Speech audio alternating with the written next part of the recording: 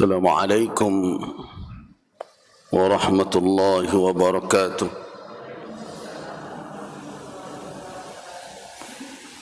الحمد لله الذي أنزل القرآن وأنزل معه البيان، فمن تمسك بهما فقد اهتدى إلى الصراط المستقيم، ومن ابتغى هدى في غيرهما فقد ضل ضلالا مبينا. أشهد أن لا إله إلا الله وأشهد أن محمد رسول الله. اللهم صل وسلم على عبدك ورسولك وحبيبك محمد وعلى آله وأصحابه أجمعين، أما بعد. عباد الله، قال الله تبارك وتعالى في كتابه الكريم: أعوذ بالله من الشيطان الرجيم، إذ تقول للمؤمنين ألن يكفيكم أن يمدكم ربكم بثلاثة آلاف من الملائكة منزلين، بلى إن تصبروا وتتقوا إن تصبروا وتتقوا ويأتوكم من فورهم هذا يمددكم ربكم ب5,000 من الملائكة مسومين. صدق الله العظيم. Firman Allah Subhanahu wa Ta'ala yang akan kita tadabburi pada pagi ini adalah ayat 124 dan ayat 125 dalam surah Ali Imran.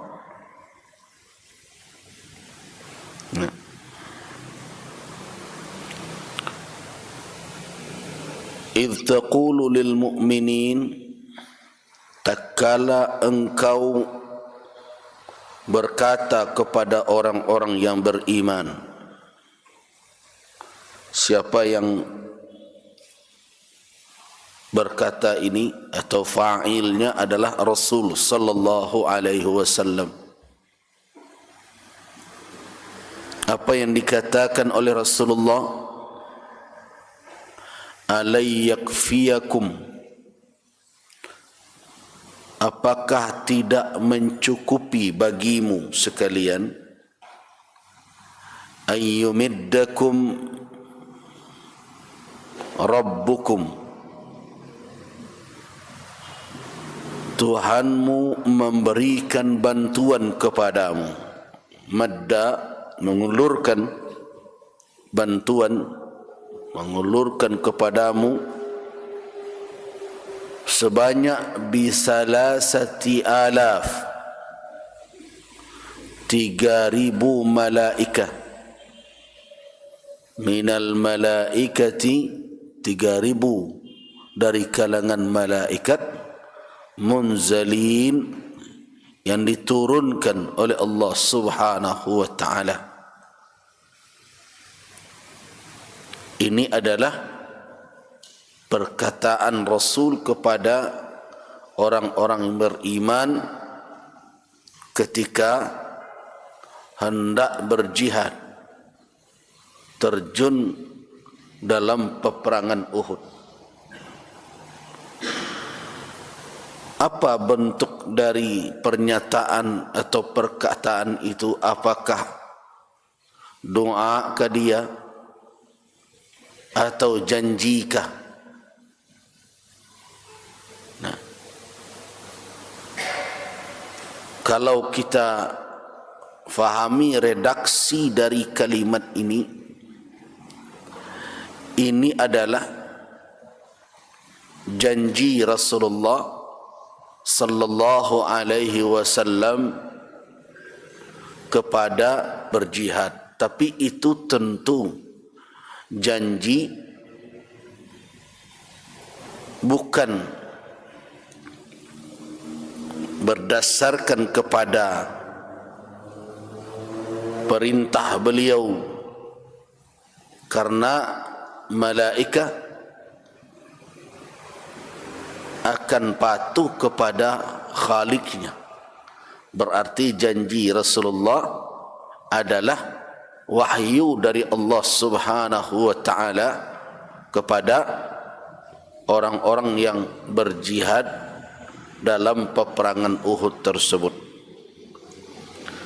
Jadi Nabi menjanjikan tentu berdasarkan kepada wahyu dari Allah, bahwa Allah Subhanahu wa taala akan menurunkan 3.000 malaikat untuk sebagai bantuan bagi kaum mukminin. Nah, dalam ayat berikutnya, bala, iya, Allah Subhanahu wa taala membenarkan apa yang telah disampaikan oleh Rasulnya itu. Bahkan jika kamu bersabar, in tasbiru wa tattaqu, dan bertakwa, wa ya'tukum min fawrihim, dan mereka datang menyerangmu seketika itu juga. Hadza, ini, yumdidkum rabbukum, Rabb kamu mengulurkan bantuannya, tidak akan ditangguhkan, bahkan jumlahnya akan ditambah. Karena apa? Karena kesabaran dan ketakwaan. Berapa Allah turunkan? Bi 5,000 malaikah minal malaikati musawwimin, yang memiliki tanda atau yang memakai tanda. Kaum muslimin rahimakumullah, ini adalah dalil yang dijadikan alasan oleh ulama bahawa malaikat ikut berperang bersama pasukan Rasul sallallahu alaihi wasallam. Dan itu terjadi tidak hanya dalam peperangan Uhud saja, bahkan terjadi dalam perang Badar juga. Karena itu ketika kaum musyrikin bercerita tentang pengalaman mereka di peperangan Badar, mereka menemukan pasukan di antara pasukan Rasulullah itu orang-orang yang tidak mereka kenal, dengan pakaian serba putih, dan mereka begitu hebat di dalam pertempuran. Nah, ini juga terjadi dalam perang lainnya, seperti dalam perang Khandaq misalnya, dalam perang Ahzab, di mana Nabi sallallahu alaihi wasallam ketika peperangan Ahzab atau perang Khandaq itu usai, pulang ke rumah, kemudian beliau bersihkan tubuh beliau, beliau gantungkan pedang beliau, kemudian datang Jibril alaihissalam. Mau apa engkau Muhammad? Ya sudah, perang telah usai. Kata Jibril, kenapa engkau gantungkan pedang engkau? Malaikat saja belum lagi menepis debu dari baju mereka. Gitu. Sir, berangkatlah engkau kembali menuju ke Bani Quraidah. Kenapa Bani Quraidah? Karena mereka berkhianat dengan piagam Madinah. Jadi kalau orang bicara tentang piagam Madinah, kalau orang liberal kan lain pula versinya. Versi mereka karang-karang saja.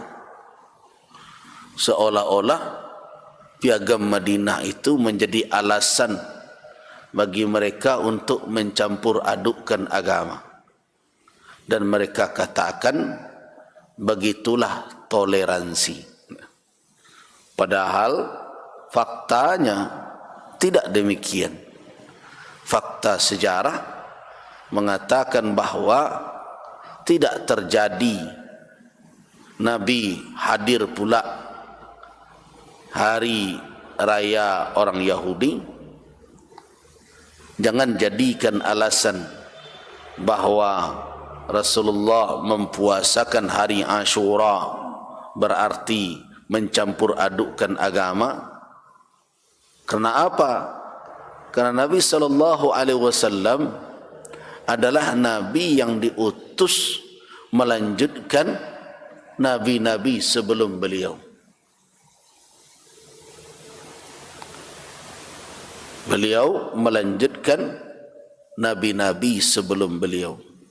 Sedangkan mereka yang mengaku menjadi umat Nabi sebelum beliau telah menyelewengkan ajaran para Nabi itu. Jadi berbeda. Dan Nabi SAW mengetahui mana dari ajaran mereka itu yang masih mengamalkan syariat Nabi Musa alaihissalam dan mana yang sudah mereka selewengkan. Jadi itu masa turunnya wahyu dan Nabi SAW dituntun oleh Allah Subhanahu wa taala. Nah, sehingga beliau bisa memilah ini adalah amalan yang masih diamalkan, diamalkan berdasarkan ajaran yang dibawa oleh para nabi sebelumnya, dan ini adalah keyakinan ajaran yang telah menyeleweng dan menyimpang. Nah, itu Rasulullah SAW tentu tahu dengan itu. Nah, kemudian setelah Al-Quran sempurna turun, berarti syariat Islam telah sempurna, maka kedudukan syariat orang sebelum kita sudah digariskan oleh Nabi sallallahu alaihi wasallam. Itu makanya ada pembahasan dalam dalil hukum namanya syar'un liman qablana, syar'u liman qablana, syariat orang sebelum kita. Bagaimana kedudukannya? Ya, kalau ada syariatnya yang mengajarkan kebaikan dan dibenarkan oleh syariat kita, berarti itu syariat kita. Ya kan dahulu Nabi itu yang mengamalkan, tidak ada masalah. Karena para nabi semuanya membawa ajaran dari Allah Subhanahu wa taala. Nah, cuma bagaimana cara kita menyikapi syariat itu sesuai dengan ketentuan syariat kita. Ada syariat masa lalu yang sudah dinasakh, ada yang tidak bisa kita terima iya dan tidaknya, tidak bisa menjadi landasan, tidak bisa menjadi hujjah. Dan ada yang memang dibatalkan oleh syariat kita, dan ada yang dikuatkan oleh syariat kita. Ya, di antaranya adalah Pernikahan misalnya itu telah ada sebelum Islam, dikukuhkan oleh syariat kita. Begitu juga makanan yang disembelih, yang dimakan bukan yang hidup-hidup ya. Penyembelihan itu sudah ada sebelum risalah yang dibawa oleh Rasulullah sallallahu alaihi wasallam. Walaupun agama mungkin ada yang mengatakan agama Islam ini telah ada sebelum Rasulullah Muhammad sallallahu alaihi wasallam. Saya sedikit berbeda pendapat dalam hal itu. Kalau saya mengatakan ajarannya telah ada, ajaran tauhidnya, ajaran tentang ibadah yang sesuai dengan ajaran akidahnya, iya. Tetapi sebelum Rasulullah sallallahu alaihi wasallam, agama itu tidak dinamakan dengan Islam, tapi dinisbahkan kepada Nabi yang membawanya. Jadi kalau itu dibawa oleh Nabi Ibrahim, ya sudah disebut ajaran Nabi Ibrahim, millah Abraham. Kata orang di luar sana, bagi kita millatu Ibrahim. Kemudian Nabi Musa, apakah Nabi Musa membawa agama yang bernama Yahudi? Tidak. Yahudi adalah nama anak keturunan dari Yahuda. Terus apa nama agama Nabi Musa alaihissalam? Ya, namanya dinisbahkan kepada beliau, ya, ajaran Musa.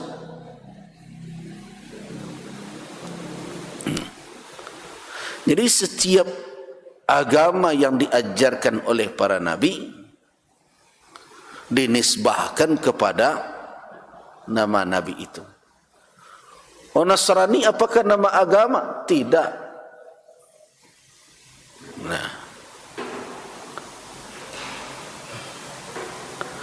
Nasrani itu nisbahnya kepada Nazaret, nama negeri. Jadi nama agama sebelum Rasulullah Muhammad sallallahu alaihi wasallam dinisbahkan kepada pembawanya. Siapa nabinya? Nah, baru kemudian setelah disempurnakan ajaran petunjuk untuk umat manusia, sehingga tidak ada lagi nabi dan rasul, baru ajaran yang utuh yang harus dipertahankan sampai hari kiamat itulah dinamai dengan Islam. Jadi Islam sebagai nama agama dipakaikan untuk apa? Untuk ajaran yang dibawa oleh Nabi Muhammad sallallahu alaihi wasallam, dan itu adalah ajaran agama yang sempurna. Agama-agama yang lalu, ajaran-ajaran yang lalu itu disempurnakan pada ajaran yang dibawa oleh Nabi terakhir. Itulah Islam. Nah, memang orang-orang yang mengajarkan ajaran inti ajaran Islam yang dipilih oleh Allah, yaitu para nabi dan rasul, bukan Nabi Muhammad yang pertama mengajarkan ajaran bertauhid. Ajaran tauhid itu telah diajarkan oleh Allah kepada Adam alaihissalam dan Adam kepada anak keturunan. Ya. Tapi apakah ajaran itu dinamai dengan Islam? Tidak. Nah, makanya orang barat sekarang kan mencoba-coba pula menyebut agama Islam menisbahkan kepada Nabi. Mereka sebut Muhammadanism, ya, ajaran Muhammad gitu. Nah, padahal ajaran yang dibawa oleh Nabi Muhammad itu telah bernama. Nah,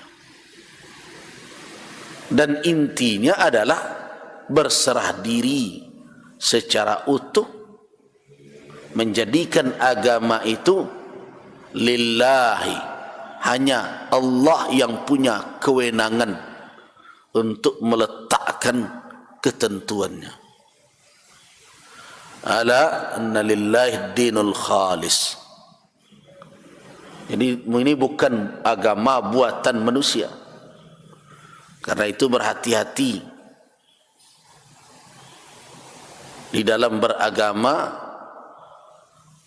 jangan kreativitas itu berlebihan. Ada orang terlalu kreatif, agama pula ditukuk tambahinya. Nah, kalau mau beragama, serahkan. Ada yang bertanya, oh ya, bagaimana orang berzikir, berjoget-joget kadang perempuan di tengah orang banyak.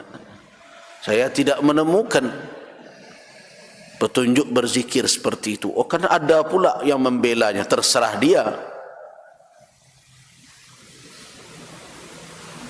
Tapi saya tidak akan mengamalkan yang demikian. Kan ada tuh di berbagai video orang berzikir, bergoyang-goyang, dan saya tidak menemukan yang bisa dijadikan dalil syar'i. Oh, ada katanya wali ini bermimpi bahwa zikir seperti itu benar. Saya tidak menjadikan mimpi sebagai hujjah. Siapapun dia kecuali Nabi dan Rasul.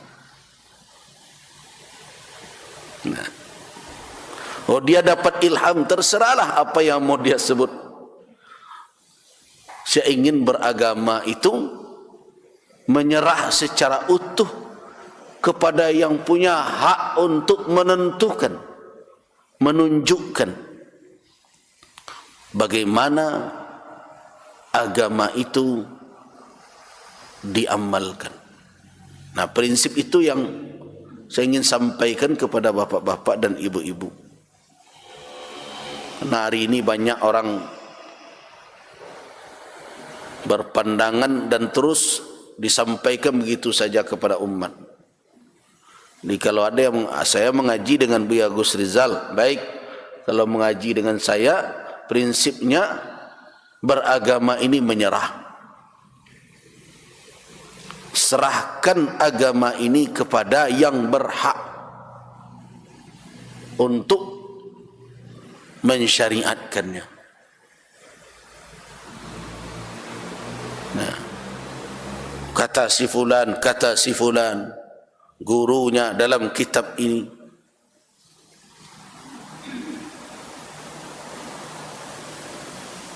Apakah memang itu ditunjukkan oleh Rasul sallallahu alaihi wasallam kepada umat beliau?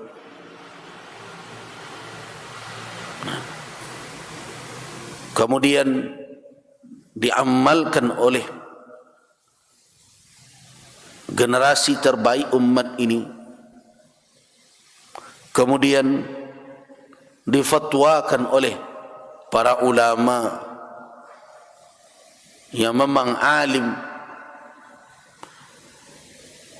yang diakui oleh umat kealiman mereka sehingga dijadikan pendapat mereka sebagai pegangan untuk memahami petunjuk dari dalil-dalil syarak.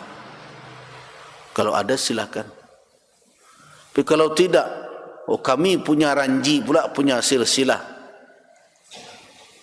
Saya katakan silakan saja.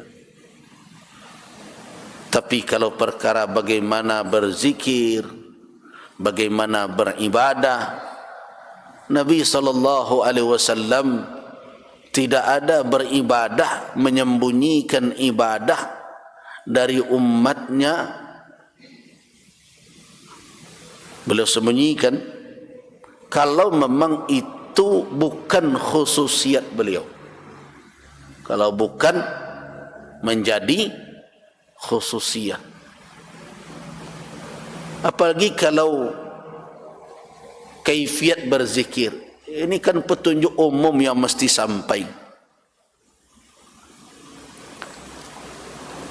Apakah Nabi SAW akan mengajarkan satu sahabat kemudian tidak memberikan petunjuk itu kepada sahabat yang lain dalam perkara syariat?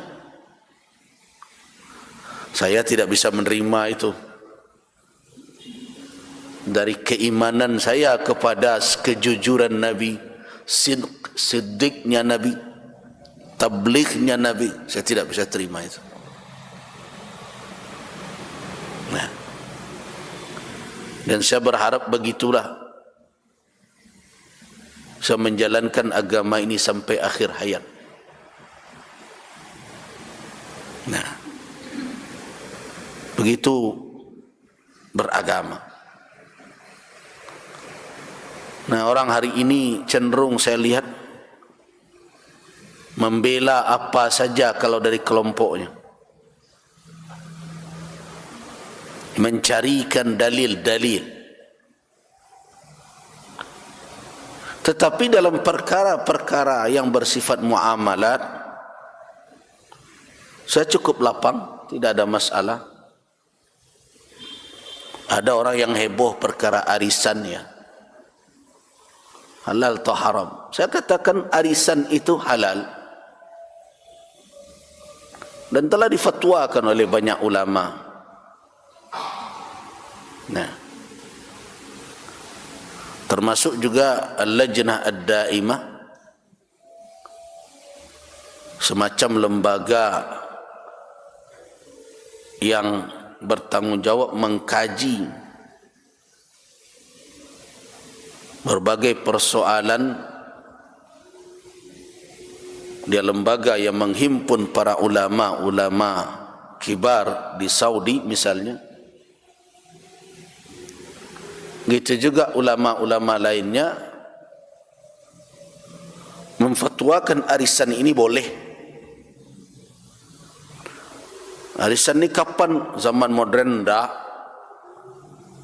Arisan ini sudah ada abad ke-17 dahulu.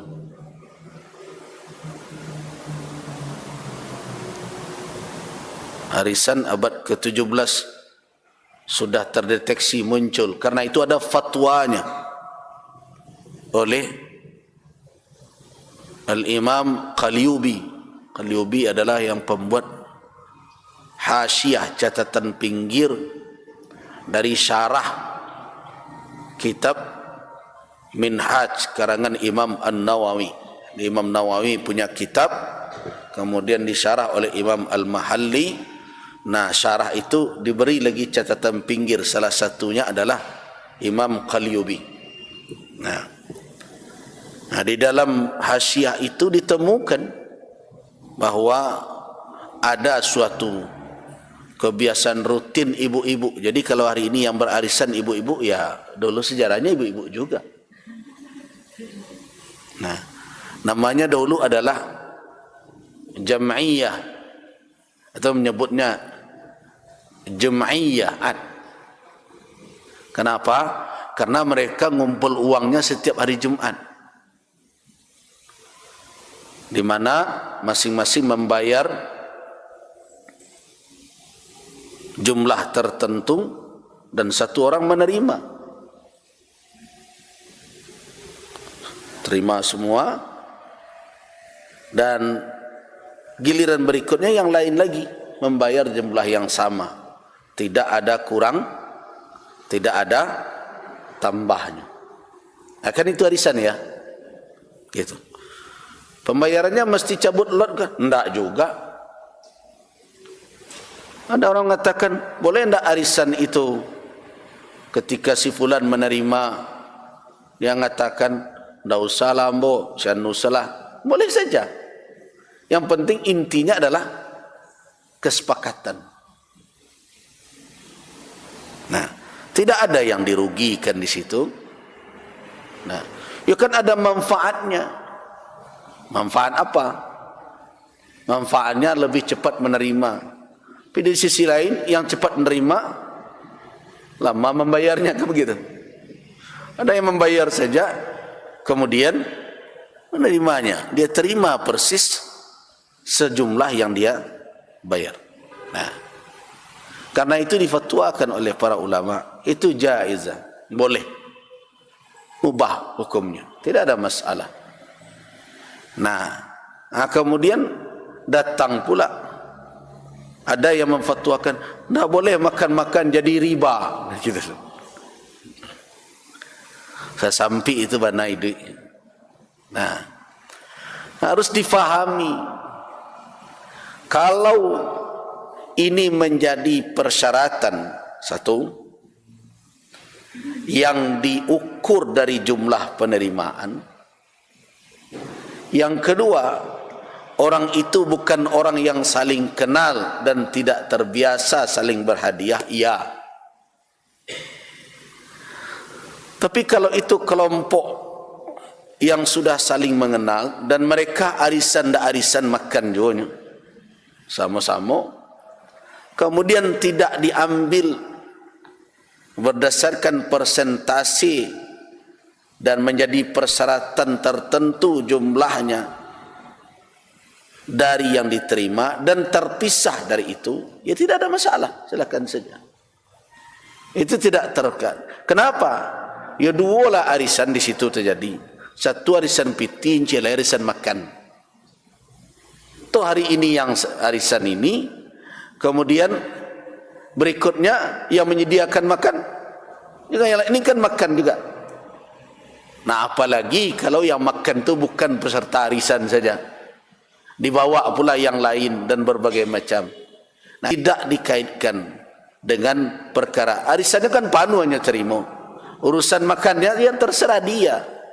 Cuma ada kadang yang merasa tidak nyaman. Tiba di kawan menerima, bapilih kan restoran enggak mahana, merasai orangnya. Nah, di situ saya melihat juga ada hal seperti itu. Tuh makanya dulu ketika ada ibu-ibu, ya sudah ke surau aja. Surau kan enggak ke restoran, udahlah. Ya ada mau bawa kue silakan saja, dan bukan sebenarnya bukan makan, bukan arisannya yang pakai makan-makan, karena di surau ada kelompok ibu-ibu yang dulu dari rumah ke rumah berarisan, ya itu pengajian sebenarnya. Jadi indahnya arisan pengajiannya, dek mengajinya kadang sebelum asar, kemudian istirahat asar lagi, kemudian berikutnya sambung lagi, jam 5:30 baru bubar, 3 jam duduk saja, tidak nak minum, tidak nak makan kue. Jadi intinya. Jadi tidak bisa kita katakan setiap ada makan, karena ada fatwa begitu sekarang. Setiap ada makan-makan dalam harisan riba, ini makan riba sedang-sedangnya. Ya tidak segampang itu menetapkan hukum riba dan berbagai macam. Ya kan berlaku qard jarra fihi manfa'ah, hutang yang berlaku padanya manfaat tambahan.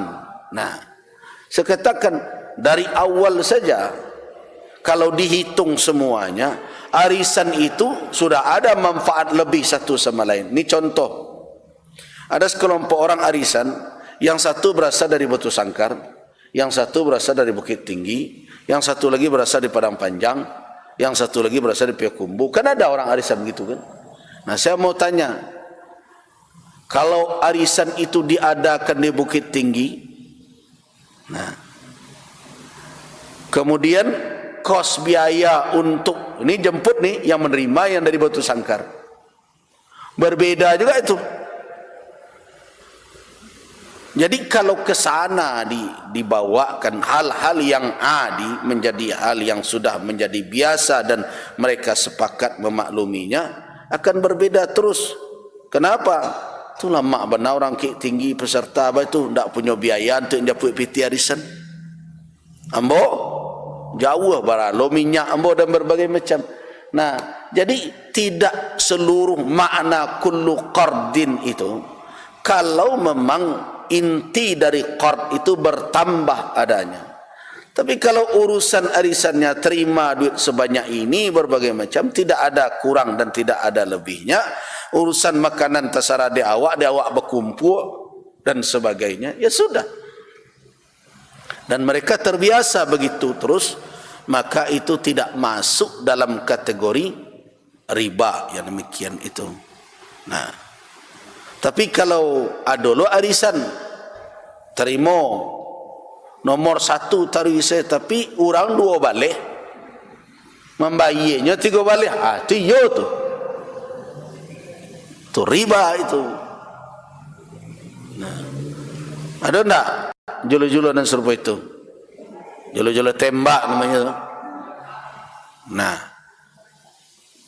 orang 2 balik orangnya, tapi membayarnya berapa? 3 balik. Nah, itu jelas. Jadi dalam perkara muamalat kita berlapang-lapang. Sebab hukum asalnya muamalat itu mubah, boleh, selama tidak ada dalil yang melarangnya. Nah, tapi dalam beribadah tidak begitu. Hukum asal beribadah itu terlarang kecuali ada dalil yang menunjukkan bahwa itu disyariatkan. Nah, ada kitab yang membahas khusus tentang kaedah tersebut. Pada asalnya ibadah itu al-man'u. Nah, al-aslu fil ibadat al-man'u. Pada asalnya ibadah itu terlarang kecuali kalau ada dalil yang menunjukkan bahwa ibadah itu tersuruh. Nah,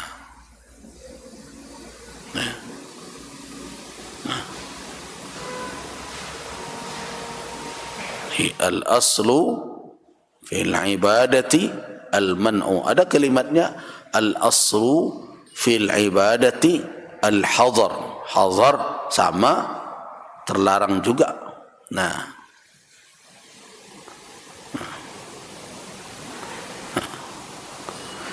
jadi beberapa sigat dari kaedah itu.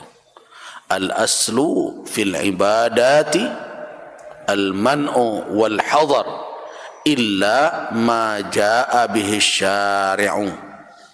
Atau ada bunyi lain, al-aslu fil ibadatil mutlan illa ma syarra'ahu Allahu wa rasuluh.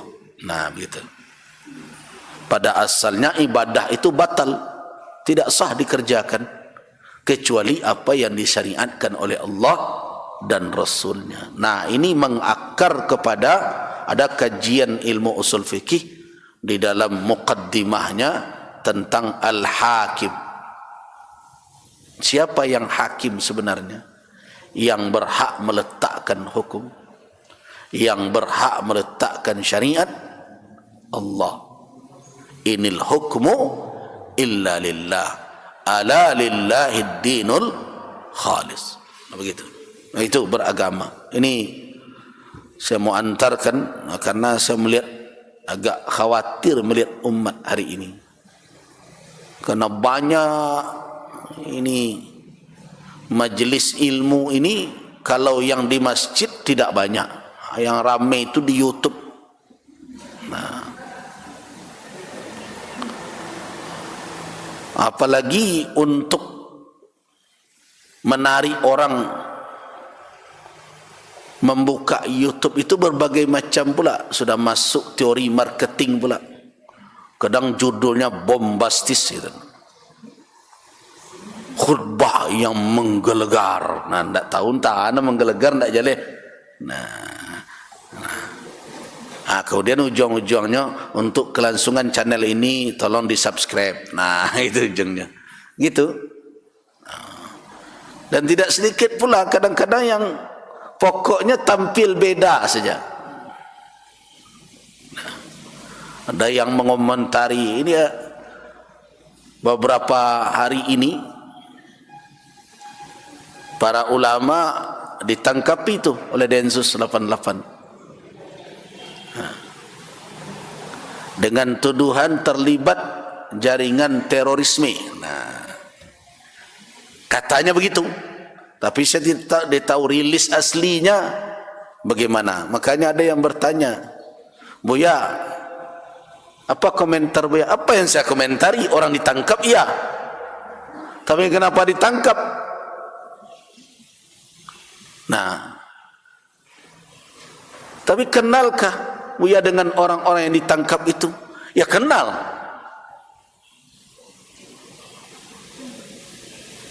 Kenal.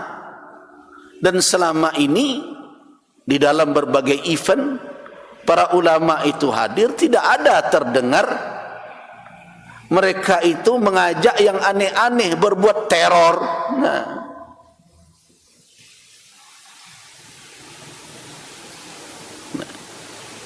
walaupun saya tidak bergaul rutin dengan mereka, tapi dalam event-event nasional kan bertemu tuh dengan Ustaz Farid Oqbah, dengan Zain An-Najah.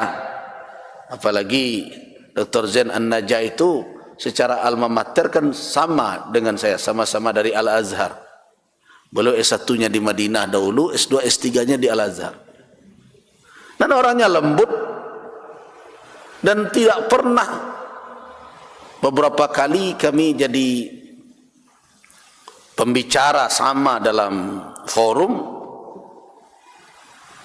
termasuk di Zoom, tidak ada beliau itu. Jadi saya terkejut juga ya. Dari mana indikasi? Bahkan kalau dari sisi bersikap, mungkin narasi saya lebih keras daripada Ustaz Farid, daripada Ustaz Zain itu, dari Dr. Anung. Nah, cuma kalau mereka ikut dalam lembaga-lembaga atau mungkin yayasan atau apakah namanya, itu tentu pribadi mereka, saya tidak tahu sampai ke situ. Tapi apa semudah itu ya? Nah, itu yang jadi pertanyaan terus. Apa semudah itu saja? Ada jaringan ketemu dari pengakuan si fulan, atau ini karena banyak dari daerah ini, atau dari kelompok ini, atau pesantren ini, kemudian orang tersebut dicurigai, kemudian terjadi sesuatu. Apalagi kalau sampai ada pula misi-misi tertentu yang tidak baik kepada umat, atau menyembunyikan hal-hal yang perlu diketahui untuk mengalihkan isu dan bermacam. Kalau itulah yang menjadi pendorong, kemudian ulama dijadikan korban dan mereka sebenarnya tidak demikian, ini suatu kezaliman.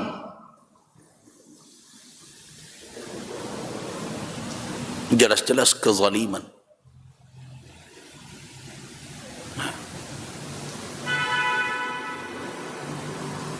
Nah, dari mana keterlibatan? Ya kita, kalau saya pertanyakan dulu,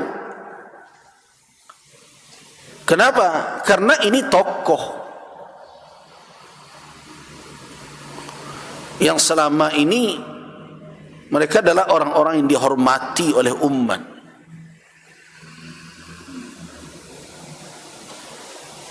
Ya, alasannya kan equality, kesamaan orang di hadapan hukum yang benar.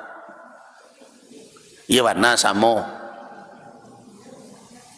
Apa anu lah di keduan orang badak masuk penjara, apa iko lah di keduan orang tangkok dulu.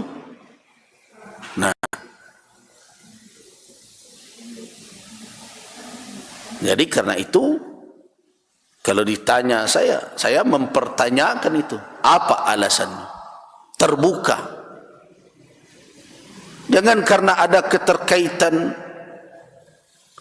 hanya karena berdasarkan dahulu dia bersekolah di sana atau dia di sini atau di situ, atau bisa jadi kan ada sebagian dari para ulama, para ustaz kadang kalau diajak orang untuk membuat suatu yayasan berbagai macam diminta jadi penasehat,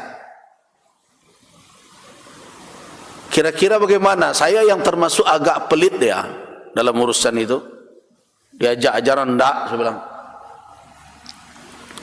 Dahulu saya pernah dimasukkan dalam suatu ormas besar nasional, dimasukkan sebagai komisi fatwanya entah dewan pakarnya. Profesor teman saya dari Sumatera Utara, Buya masuk ya bantu kami. Dia baru ngirim SMS karena dah meninggal beliau, rahimahullah. Kemudian rupanya sudah masuk aja. Saya bilang, Prof, itu nama saya dicoret lagi lah, jangan. Sekali majlis ulama harus menjembatani seluruhnya. Nah banyak yang buat ini minta Buya jadi penasihatnya, tidak usahlah. Tapi kan ada sebagian dari para da'i itu berat lidahnya. Masa iya untuk menasihati saja tidak mau, kan gitu. Masa iya jadi tempat kami bertanya aja tidak mau gitu. Ada sebagian yang demikian. Nah, mana sempat menyeleksi ini yayasan untuk apa, kemana? Toh yayasan-yayasan seperti itu kan ada dasar hukumnya ya. Karena bisa tagak begitu saja doh. Kalau dia lembaga amil zakat, tentu ada prosedurnya. Kalau dia yayasan, tentu ada aturan yang menjadi landasan hukumnya. Terus tiba-tiba keluar saja tuh, yayasan ini termasuk jaringan teroris. Itu nanti dalam karena isadonya. Hati-hatilah, jangan kalau begitu hidup bernegara ini. Nah, bisa kacau negeri ini. Nah sekarang pada kemana-mana itu ceritanya. Karena Ustaz Zain An-Najah adalah salah seorang anggota Komisi Fatwa MUI. Kemudian ada pula itu orang-orang yang saya rasa entah siapa di belakang semua ini ya, bubarkan MUI. Nah, ada yang bertanya kemarin, Buya tidak ada statement tentang tagar bubarkan MUI. Ngapain saya berstatement? Kalau saya nolak berarti bela diri sendiri. Tanyakan aja umat ini, mau dia dibubarkan? Kalau mau dibubarkan, bubarlah kami. Tidak rumit-rumit betul tu.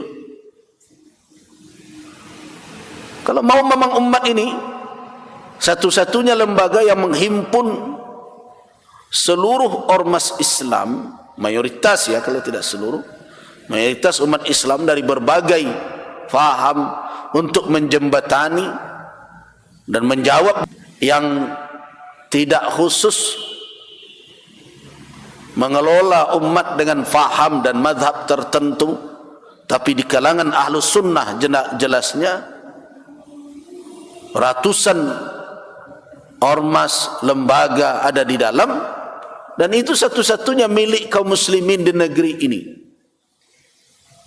yang sudah termaktub di dalam berbagai undang-undang negara. Nah, kemudian diminta bubarkan.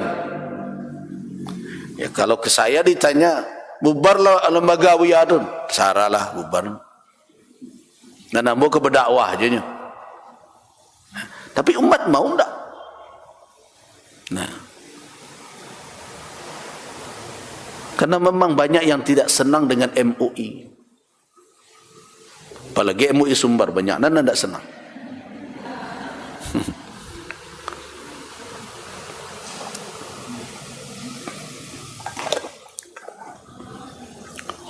Saya diminta untuk mensosialisasikan, mengkampanyekan vaksin. MUI Sumbar, nggak mau saya. Saya tidak menghambat, tapi saya nggak mau. Kenapa nggak mau, Buya? Karena aparat pihak yang terkait sudah main paksa saja. Nah, oh enggak maksa, Buya, ini kan sama saja itu. Maksa itu kan ada dua, paksa secara fisik, paksa secara psikis ya. Yang heran saya,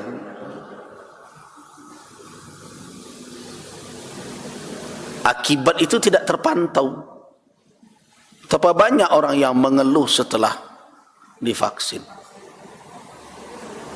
yang sakit, ada yang malah ada yang dirawat di rumah sakit, yang lumpuh, berbagai macam. Nah, karena itu MUI Sumbar dari awal minta sosialisasi kalian dengan baik, kemudian beri fasilitas yang cukup untuk orang bisa mengetahui kondisi fisiknya, kemudian siapkan juga pelayanan untuk dampak dari kejadian ikutan pasca imunisasi itu. Nah, ini enggak, yang ada sekarang main target-targetan 70%, sekian persen. Ini kita masih persen, kita masih rendah. Nah, kan begitu sekarang. Nah, jadi banyak sekarang kepala daerah tugas utamanya adalah jadi tukang vaksin. Nah, itu yang sekarang.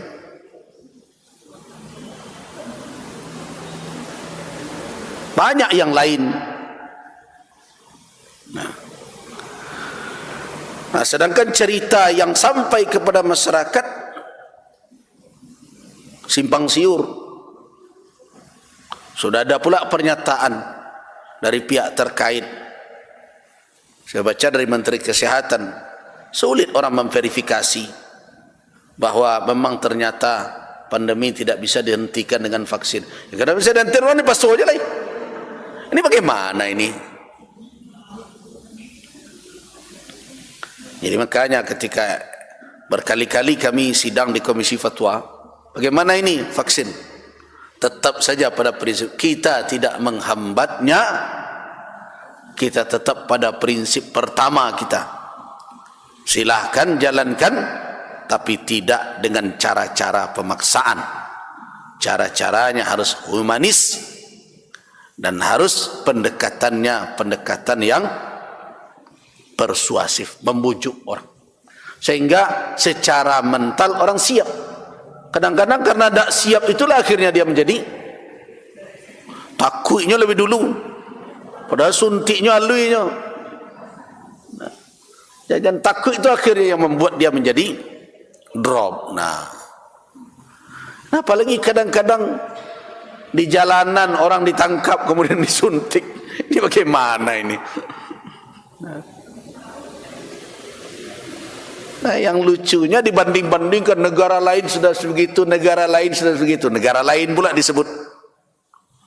Negara lain itu sebelum disuntik orang pengen tahu apa tentang kondisi fisiknya, kesehatannya, mereka dapat.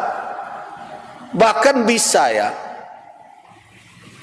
saya dapat cerita dari kawan-kawan dari berbagai tulisan, itu seperti di negara-negara barat itu di swalayan ada tempat vaksin, dan itu ada pilihan mau vaksin mana. Kalau yang sekali suntik saja Johnson Johnson. Nah, kalau mau yang lain boleh. Nah, ada Moderna, ada AstraZeneca, ada Pfizer, ada banyak ya. Nah, Sinovac yang jarang di sana. Kita Sinovac yang utama. Ketika khawatir tambah satu lagi booster. Nah, begitu gitu.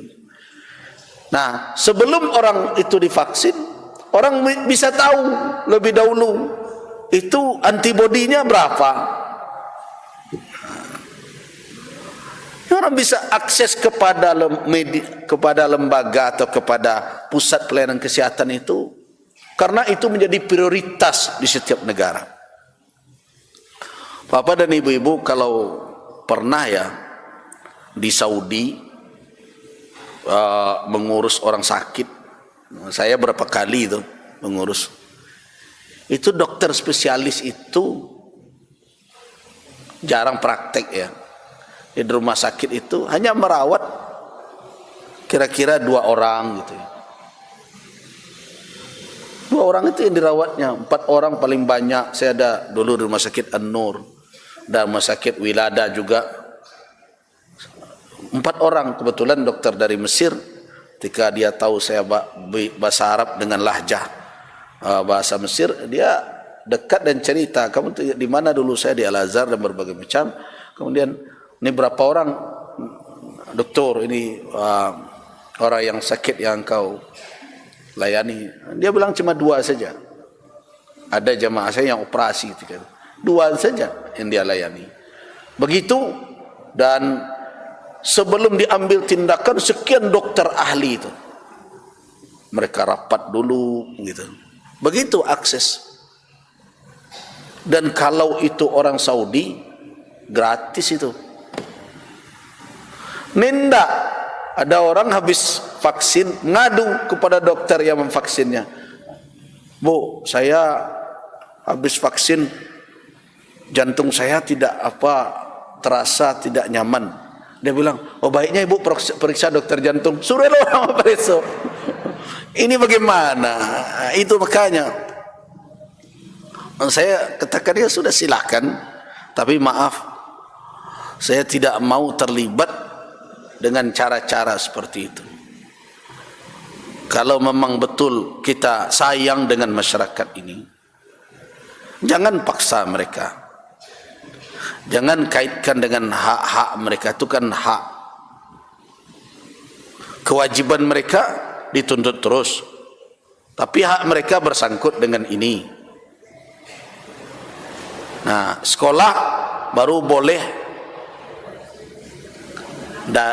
luring atau tatap muka kalau sudah vaksin. Nah, kalau yang belum vaksin, daring. Nah, nanti kalau ada bayar uang komitenya, diperlihatkan saja di Zoom, boleh enggak? Kewajibannya mesti real. Nah,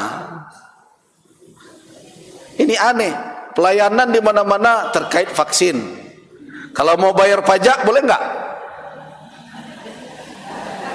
Ditunda karena enggak ada vaksin gitu. Ini bagaimana ini? Aduh. Nah, karena sikap-sikap begitu, dia katakan ini MUI.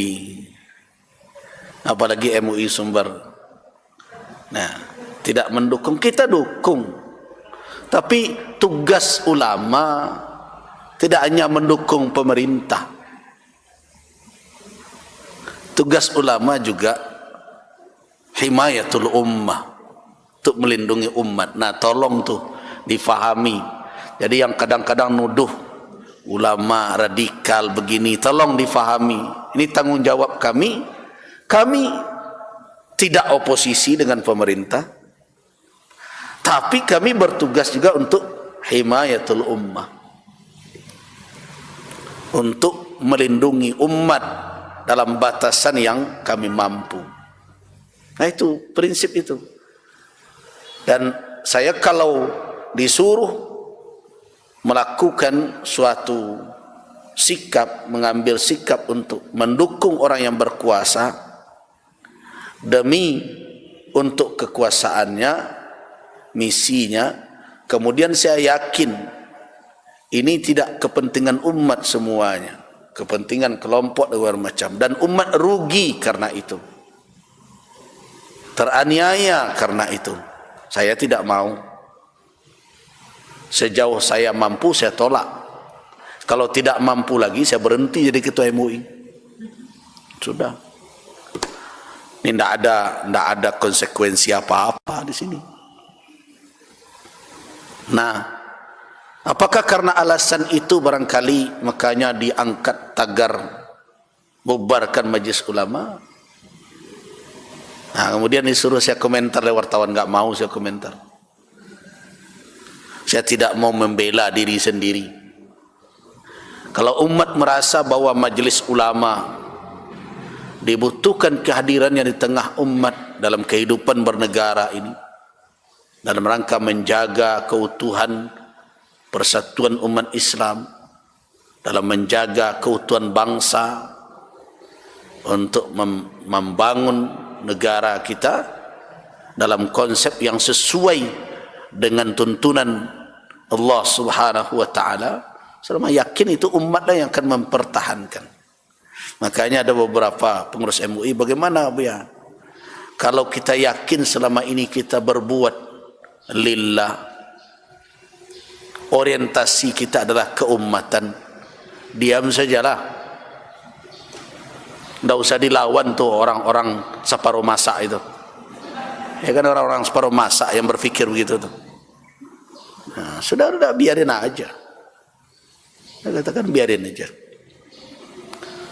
Selama kita yakin bahwa kita berbuat selama ini lillah, tidak mengharapkan apa-apa, tidak mengharapkan pangkat dan jabatan, tidak mengharapkan materi yang berlimpah, dan orientasi dari tugas yang kita lakukan adalah untuk mencari ridha Allah dan menjaga agama, bangsa dan umat ini.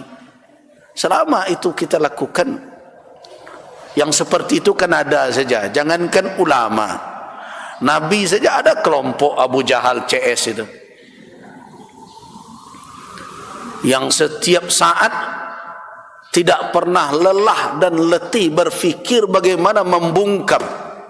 Yuriduna ayutfi'u nurallah, kan begitu? Nah, apalagi MUI.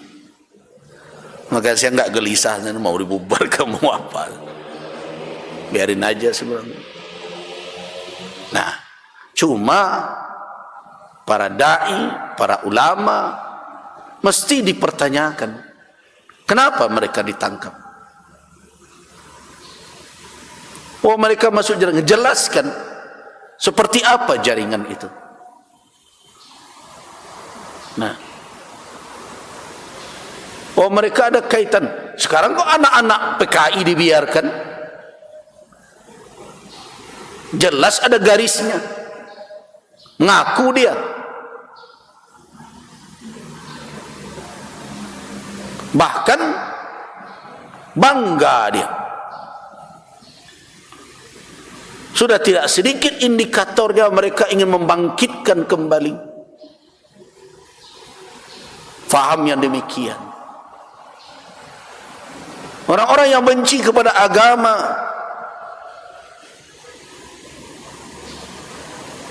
yang mencela-cela agama,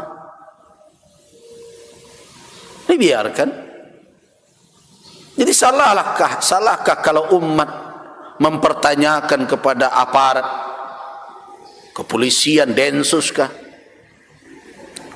Bukalah secara terang-terangan apa sebenarnya.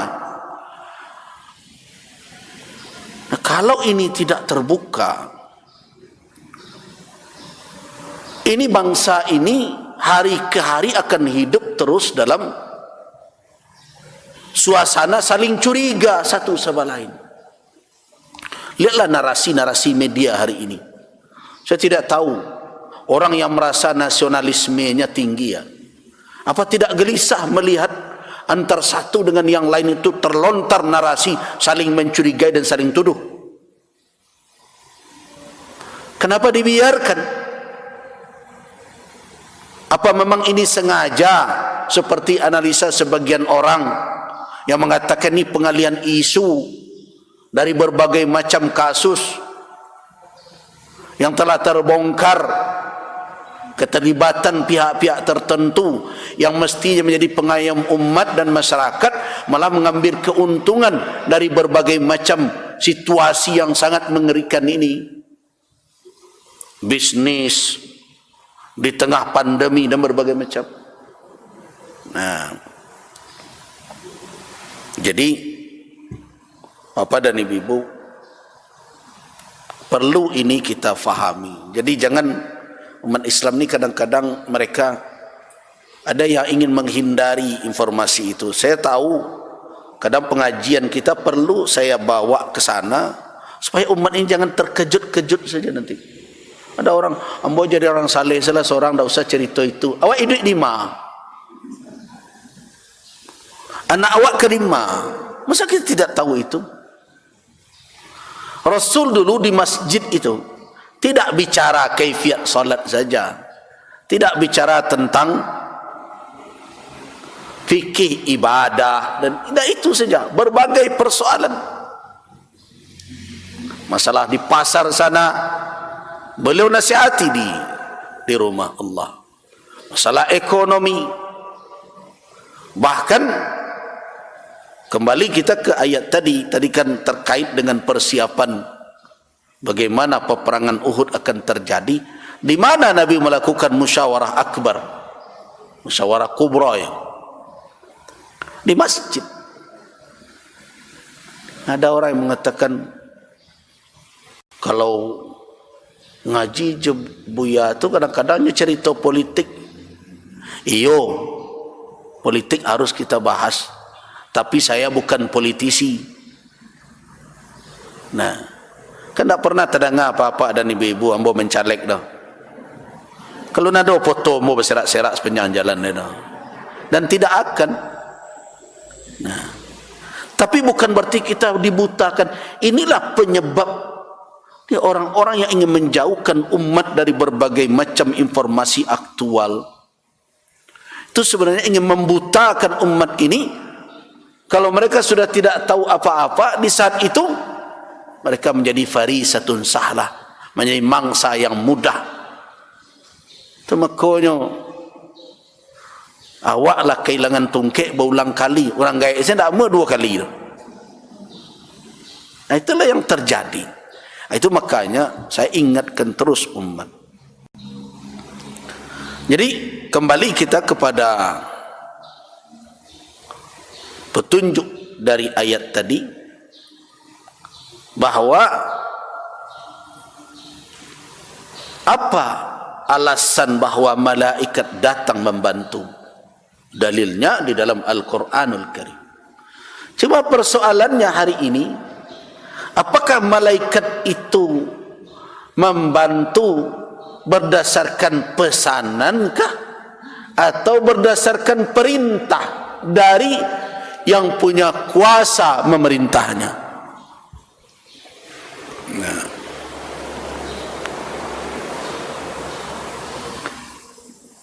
Nah, kenapa ini saya pertanyakan? Karena banyak orang berkeyakinan hari ini dia bisa memerintah malaikat. Ada bacaan palangkah dahulu de orang tua-tua ketika setapak meninggalkan janjang rumah, abaimbau tu, wahai sahabat nan berampek, Jibril di mungku aku, Israel di kanan aku, Israfil di kiri aku, Mikail di belakang aku. Jadilah engkau juaku dalam segala garak-gari aku. Nah, kun kata Allah, fayakun kata Muhammad. Macam-macam dah ceritanya. Nah, apakah memang manusia punya kewenangan untuk memerintah Jibril itu? Nah, ini lihatlah Al-Quranul Karim menunjukkan kepada kita bagaimana berkeyakinan. Idh taqulu lil mu'minina alay yakfiyakum ayyumiddakum rabbukum. Nah, perhatikan kalimat itu. Ketika kamu Muhammad berkata kepada orang-orang yang beriman, apakah tidak cukup bagi kamu sekalian kalian dibantu, diulurkan bantuan 3.000 malaikat oleh siapa? Rabbukum.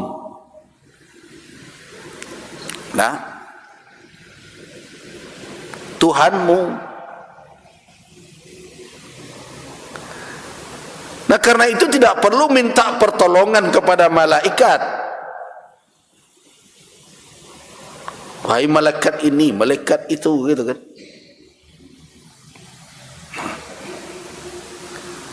Idza sta'anta fasta'in billah. Karena itu petunjuk Nabi kepada Ibnu Abbas. Kalau engkau minta pertolongan, nak, ajaran Nabi kepada Ibnu Abbas, kalau engkau minta pertolongan, fasta'in billah, mintalah pertolongan kepada Allah. Nah, siapa yang akan digerakkan oleh Allah untuk menolongmu? Tidak usah pula engkau atur Tuhan. Mau malaikat yang mau diturunkan, mau orang lain yang menggerakkan hatinya. Allah subhanahu wa ta'ala ala kulli syai'in qadir.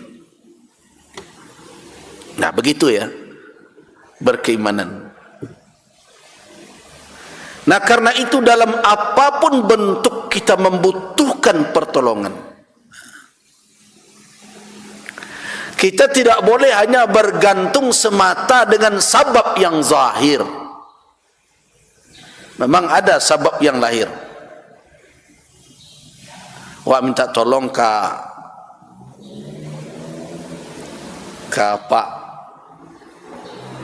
yang punya apa kuasa, Pak, tolonglah Pak.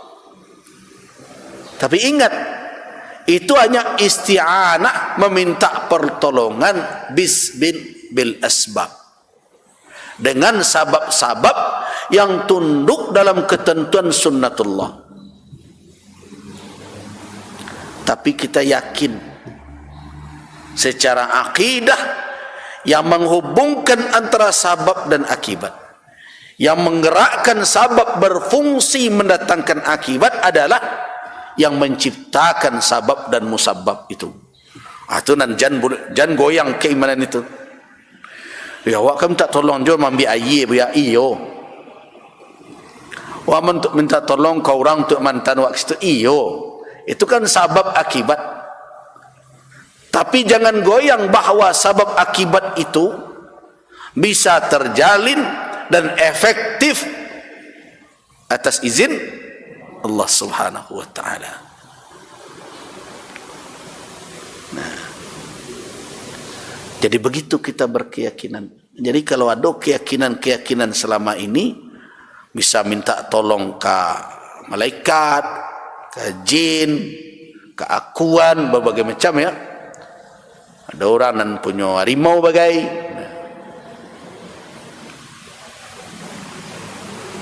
Nah, itu kan golongan jin.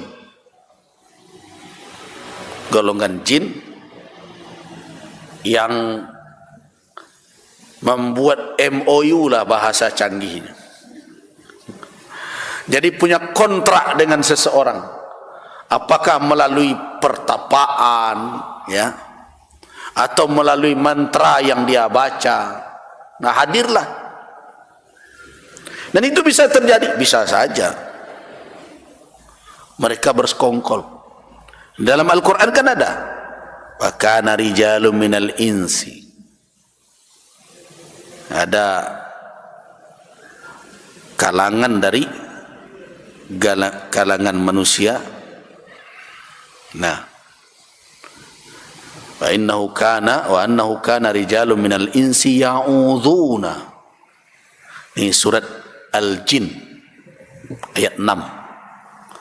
Wa annahu kana rijalun minal insi ya'udzuuna birijalin minal jin. Ya, ada orang yang meminta golongan jin dengan cara-cara yang tentu, cara-cara yang tidak diredai oleh Allah subhanahu wa ta'ala. Walaupun terkadang sebagian berlindung di bawah ayat Al-Quran dan berbagai macam, tapi dengan i'tikad yang keliru. Nah, golongan jin membantu, menolong, menjadi mitranya. Nah, dinamakan itu akuankah, inikah? Bisa saja terjadi, bisa saja. Allah katakan memang ada kalangan manusia yang punya kontrak begitu, yang menjadikan golongan jin sebagai pelindungnya. Tapi ingat, itu tidak akan membawa melainkan hanya dosa dan kesalahan. Dosa bertambah, susah ia pula. Ini saya cerita pengalaman saya. Ada kakek saya baru meninggal, ya, mama dari kakek kandung saya. Meninggalnya sudah 100 tahun lebih umurnya, baru beberapa tahun ini meninggal. Nah, alangkah susahnya hidupnya. Dan memang beliau itu ada saja yang aneh-aneh yang beliau lakukan, tapi tidak pernah mau naik mobil. Gitu. Tidak mau. Tidak mau ini oto. Beliau sama saya dari situ mau menuju ke rumah saya. Jaraknya cukup jauh, 30-an kilo ada. Ku naiklah, ndak dulu selang. Tidak pernah mau. Jalan kaki saja terus. Bahkan sering tak pakai sandal pula. Nah, memang kadang-kadang aneh kita temukan. Kadang-kadang bertemu kita belum sampai di rumah, kadang beliau dah duduk gitu. Nah, tapi saya tahu yang beliau pakai itu tahu, saya tahu. Kenapa? Beliau pengen betul mewariskan ilmu itu kepada saya. Semenjak Sanawiyah sudah diminta. Nah, tapi ada yang aneh kata beliau, tidak pernah bisa. Beliau mau serahkan, ada yang menolak saja terasa. Saya tidak tahu apa beliau. Ang cucu den, tapi ang menolak. Padahal saya tidak ada nolak apa-apa, tapi kata beliau tidak bisa beliau masukkan. Ya sudahlah, alhamdulillah. Kalau bisa kan jadi dukun saja jadinya itu. Bahaya. Nah, bahaya. Jadi, nah itulah yang diamalkan, meminta kepada ini, meminta ke situ. Nah, lihat Rasulullah bagaimana mengajarkan kepada sahabat, dan itu diabadikan oleh Allah kalimat itu supaya kita mengambil pelajaran. Yumiddakum rabbukum, ya kan? Tuhanmu mengulurkan apa?